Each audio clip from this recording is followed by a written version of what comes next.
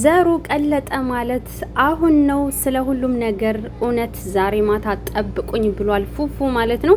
እናም በነገራችን ላይ የፍቅር ልጅ ከፍቅር ጋር ነበረች። ለፉአድ ሰጥታው ነው ወይ ከአብርሽ ጋር የሆነችው? እና ይሄ እንግዲህ የሀፒ በርዝዴዋ ነው። ሀፒ በርዝዴው አዲስ ይሁን የቆየ ፎቶ ዝም ብሎ ለጥፎ ይሁን እኔ እንጃ።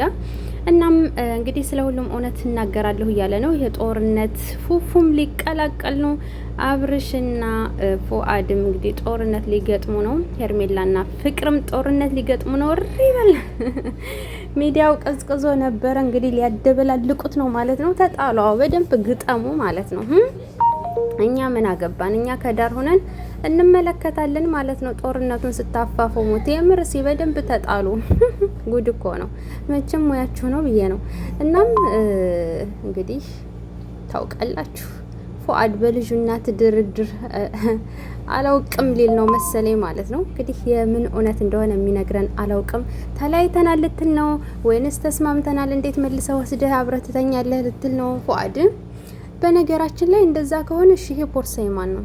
ከህፃኗ ወይንም ከልጅቷ እግር ስር ላይ ያለው ጥቁር ቦርሳ የማን ነው? መቼስ ይሄ የሴት ነው። የበፊት ፎቶ ነው ወይስ አዲስ ነው? የማንስ ነው?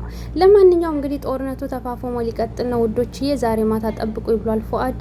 ሄርሜላና አብርሽ ፍቅር ሆኖም ጦርነቱን ከዛ ጋር እንግዲህ ምን እንደሚሉ የምንመለከት ይሆናል። በቀጣይ ቪዲዮ ጠብቁኝ። የዛሬውን ጦርነትም አቀርብላችኋለሁ።